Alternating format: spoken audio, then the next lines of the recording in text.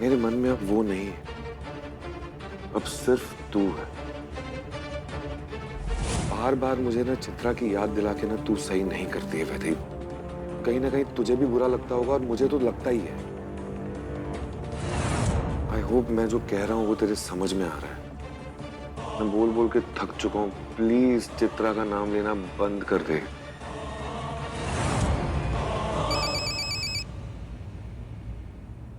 Vaidehi important call है, उठाना पड़ेगा। तब तक तू टीवी देख ले, तेरा मन बहल जाएगा।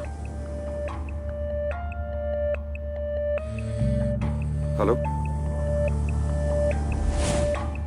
माधव ने ऐसा क्यों कहा? मेरे कुछ समझ नहीं आ रहा है, ये सब क्या हो रहा है। ये टीवी देख लेती हूँ, शायद थोड़ा दिल बहल जाएगा।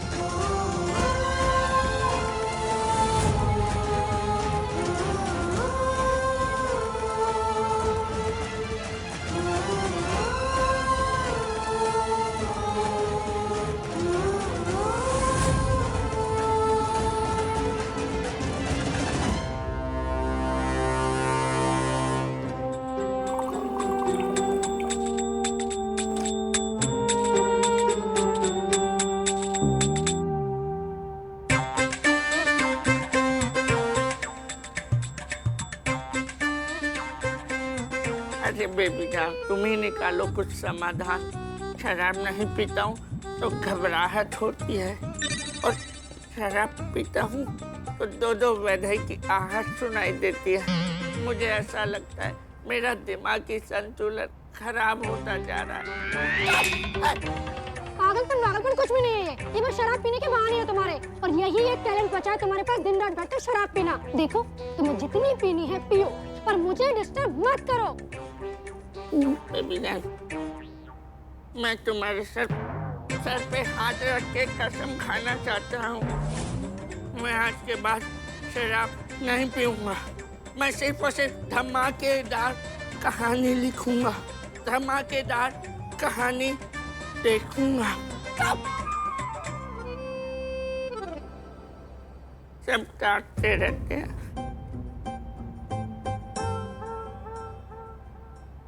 धमाकेदार कहानी देखूंगा।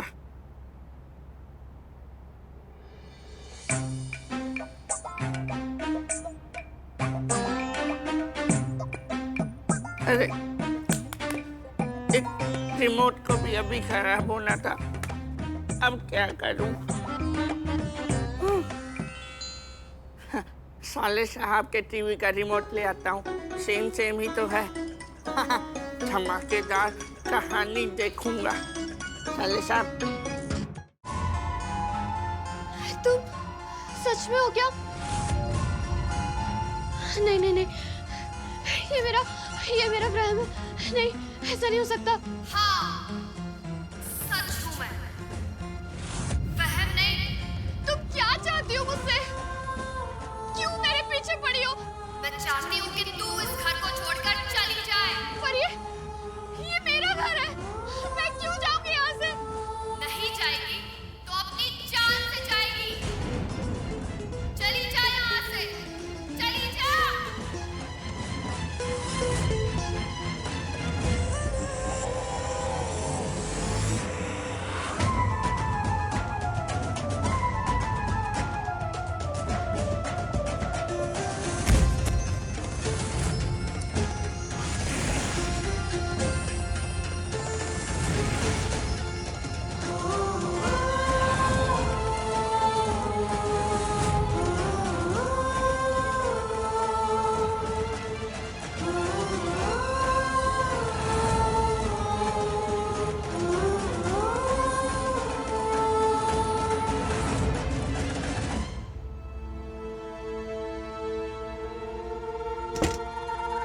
अरे भाभी जी, मुझे टीवी का रिमोट चाहिए। मेरे टीवी का रिमोट खराब हो गया है। मुझे इग्नोर कर दिया। मना भी तो नहीं किया, ले लेता हूँ। मना भी नहीं किया।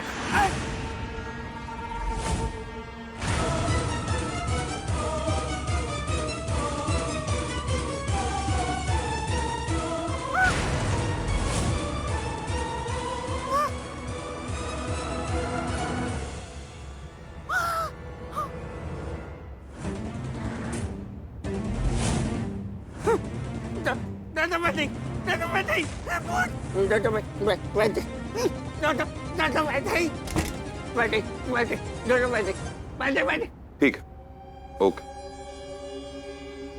अरे तुझे आराम करना चाहिए था।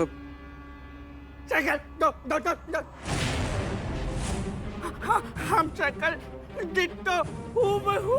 यहाँ भी अरे कोई तो मुझे बचाओ। एक मिनट, शांत हो जाइए पहले। अब बताइए क्या हुआ? साले साहब, इधर भी बैठे, उधर तुम्हारे बेडरूम में भी बैठे, तो बैठे। उस दिन आपको मेरी बात पर यकीन नहीं हो रहा था ना? आपको लगा मैंने बहुत ज्यादा पी हुई है, लेकिन मैंने देखा। ऐसा कैसे हो सकता है? आप कुछ भी बातें कर रहे हैं। अरे हो सकता नहीं है, अब मेरी बात पर यकीन नहीं होता, नहीं हो रहा ना? तुम मेरे साथ चलो और अपनी आंखों से चलकर देखो। दो बैठे। चलो मेरे साथ चलो। एक बार आओ, हटियो।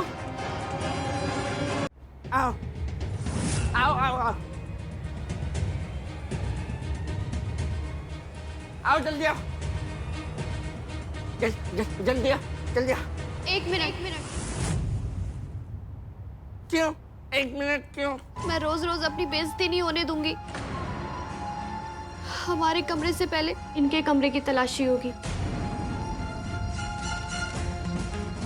माधव, क्या पता इन्होंने आज भी पी रखी हो, इसीलिए ऐसी बहकी की बातें कर रहे हो। नहीं, मैंने आज नहीं पी। आपने तो उस दिन भी यही कहा था ना? लेकिन बस हो गया। मैं आपकी इन हरकतों को और बढ़ावा नहीं दे सकती। पहले इनके कमरे की तलाशी होगी, फिर मेरे कमरे की। प्लीज माधव। अरे कैसा शोर हो रहा है, क्या हुआ? अरे इन्हें फिर से दो वैदेही दिख गई। क्या?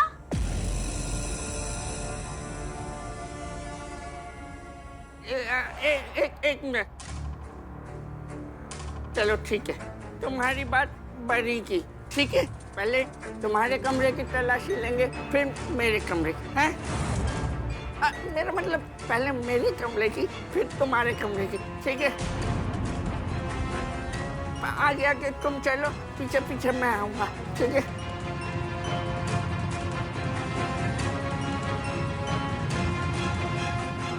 देखो अपनी नजरों से देखना। आओ देखो, अच्छे से देखना। देखो, दूरबीन लगा के देखो। मैं दारू नहीं पिए। ठीक है।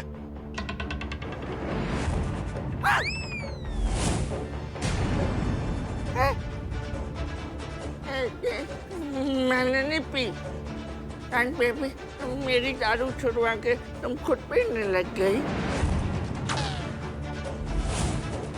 बस कर दिया। हद होती है किसी बात की। पता नहीं आपको ये सब करके क्या खुशी मिल रही है। देखा माधव, मेरी बेइज्जती करके इन्हें खुशी मिलती है।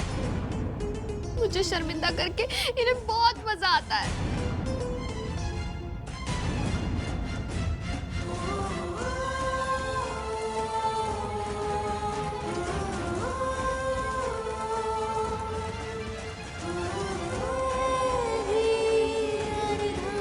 मेरे समझ में नहीं आ रहा है कि इस घर में हो क्या रहा है। आखिर आपको दो वैदेही नजर आ रही है, उसको हम शक्ल नजर आ रही है।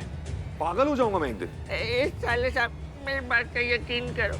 मैं तुम्हारे हाथ जोड़ के बोलता हूँ। अरे मैं आपके हाथ जोड़ता हूँ।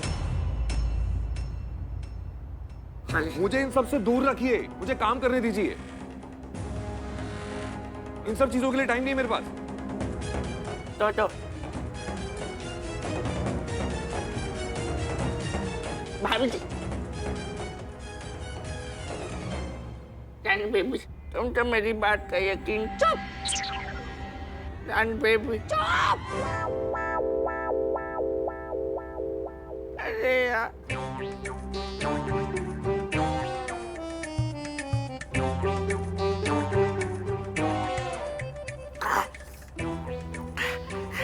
मैं नहीं पिए, मेरे कोई यकीन नहीं कर रहे।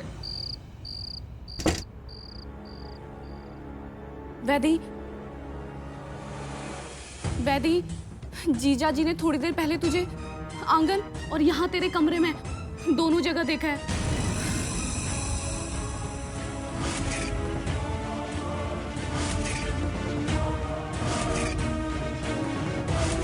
पर कैसे? ये कैसे हो सकता है वैदी? भाभी वो ना, वो होगी, वो मेरी हमशक्ल दूसरी वैदी, वो जरूर वही होगी। क्या? भाभी आपको पता है, मैं थोड़ी देर पहले टीवी देख रही थी और वो मुझे टीवी के अंदर दिखाई दे रही थी। पता नहीं ऐसा कैसे हो सकता है, लेकिन मैं सच बोल रही हूँ। ये तू क्या कह रही है वैदी? जो मैंने देखा है वही बोल रही हूँ भाभी, मेरी बात का यकीन करो, मैं सच बोल रही हूँ। वैदी, हम अभी के अभी पंडित जी के पास चलते हैं। अब वही हमें इस मुसीबत से बाहर निकलने का उपाय बताएंगे। अब वही हमें समझा पाएंगे कि आखिर इस घर में चल क्या रहा है। आपको यकीन है कि वो हमारी मदद कर पाएंगे? हाँ वैदी, वो जरूर हमारी मदद करेंगे। उनकी सिद्धि ही ऐसी है। तू बस चल मेरे साथ, अभी के अभी।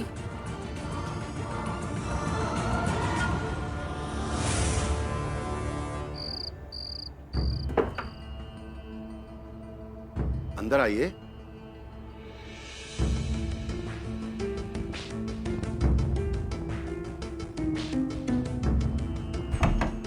इतनी रात गए, कैसे आना हुआ? क्षमा कीजिएगा पंडित जी, इतनी देर रात आपको परेशान किया। कोई बात नहीं बेटा। घर पे परेशानियां बहुत बढ़ चुकी हैं। बहुत अजीब अजीब तरीके की घटनाएं घट रही हैं। अब आप ही हमारी मदद कर सकते हैं। आओ बैठो और मुझे विस्तार से सब कुछ बता दो।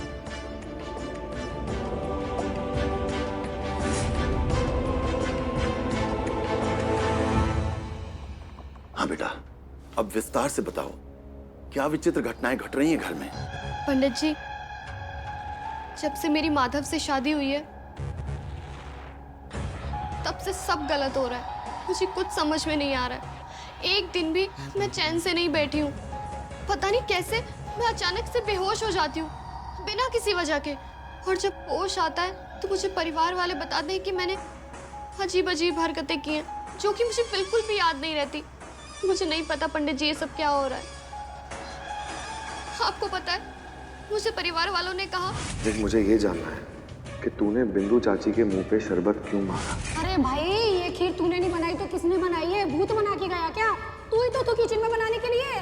ये इस घर में रहेगी तो हम सब घर छोड़ के चले जाएंगे। अपने घर में नौकर बना दिया इसने। तुझे पता है वो जैसन क्या बोल रहा था? उसे दो वैदी दिख रही थी। पंडित जी आप मेरी मदद कीजिए। जब तुम बेहोश होने लगती हो तो तुम्हें कुछ विचित्र सा अनुभव होता है क्या?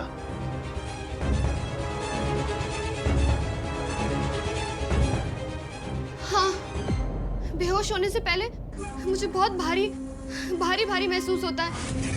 अचानक से हल्की हल्की ठंड लगने लगती है और फिर मैं बेहोश हो जाती हूँ। और जब भी मुझे होश आता है तो मेरा सर बहुत जोर से दर्द कर रहा होता है और मुझे ऐसा लगता है जैसे जान निकल रही है मेरे अंदर से। पिछली बार भी जब वैदी बेहोश हो गई थी तो मैंने इसे होश में लाने की बहुत कोशिश की थी, पर उन सारी कोशिशों का कोई फायदा नहीं हुआ। वैदी होश में ही नहीं आ रही थी। इसीलिए मैंने आपको फोन करके वहां बुलाया था। हाँ पंडित जी, और फिर होश में आने के बाद जब मैंने माधव को ढूंढा और मुझे कहीं नहीं मिला तो मैं उसे ढूंढते हुए बाजार गई और वहां पर मैंने एक और वैदेही को देखा, वो मेरे जैसी माधव के साथ। ऐसा कैसे हो सकता है पंडित जी? ऐसा करो बेटा, तुम बैठो उधर। आओ।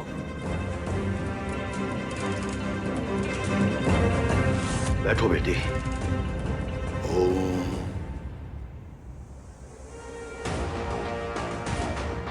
ओम त्र्यंबकम जामहे सुगंधिं पुष्टिवर्धनम् उर्वारुकमिव बन्धनान् मृत्योर्मुक्षीमामृतात्। बेटी, मैं तुम्हारे हाथों में गंगा जल डालूंगा। उस गंगा जल में तुम अपने हाथ मलते रहना। बेटी ध्यान रहे, हाथ मलते समय एक भी बूंद पात्र के बाहर नहीं छलकनी चाहिए। जी पंडित जी। ओम हनुमंताय नमः, ओम पवन सुताय नमः।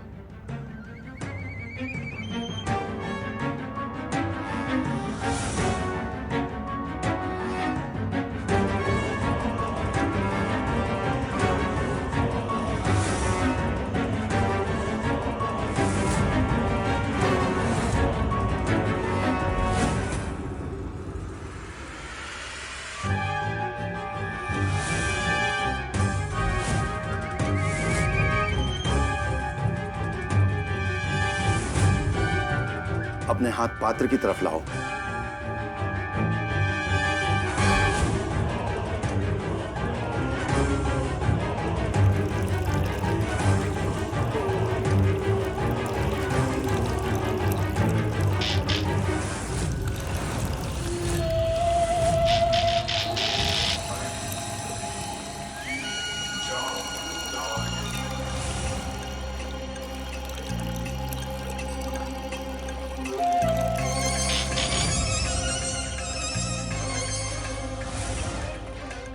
बेटी, इस गंगा जल से सारी सच्चाई सामने आ जाएगी।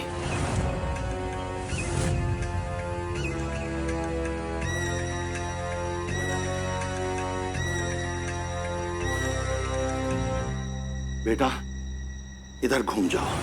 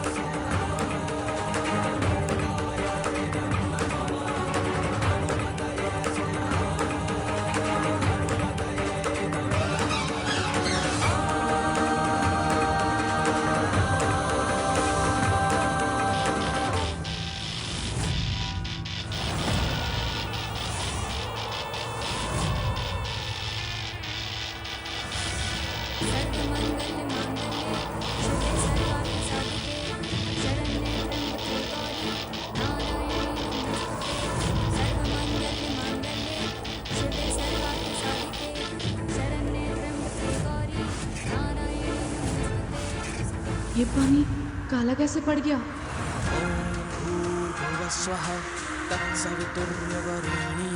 बेटी, उस काली शक्ति ने तुम्हें अपने वश में कर रखा है। उसने तुम्हारे प्राणों को निकालकर तुम्हारी आत्मा का एक अंश लेकर तुम्हारा रूप धारण कर लेती है वो। पंडित जी, आपके पास इसका कोई समाधान है क्या? उपाय है।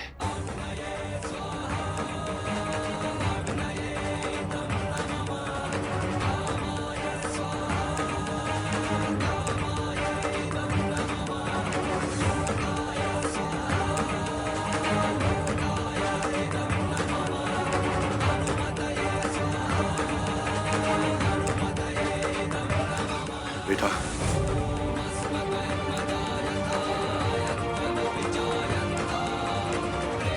ये तुलसी की माला तुम्हारी सुरक्षा के लिए है। इस माला को धारण कर लो।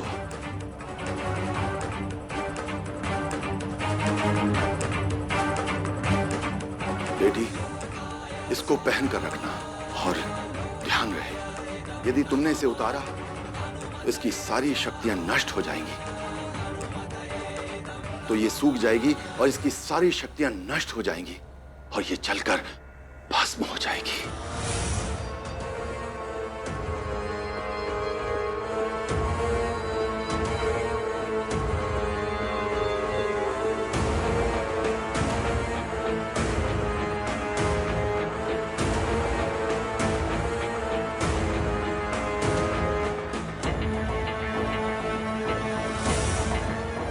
बेटी, ये भभूत और गोलियां भी तुम्हारी सुरक्षा के लिए हैं। अगर अगली बार तुम्हें लगे कि तुम बेहोश होने वाली हो तो तुरंत एक गोली निकालकर खा लेना। ये गोली तुम्हारी प्राण शक्ति को बढ़ा देगी और वो काली शक्ति तुम्हारा रूप धारण नहीं कर पाएगी। जी पंडित जी। और बेटा, इस भभूति को उपयोग में लाने से वो आत्मा अपने असली रूप में तुम्हारे सामने आ जाएगी।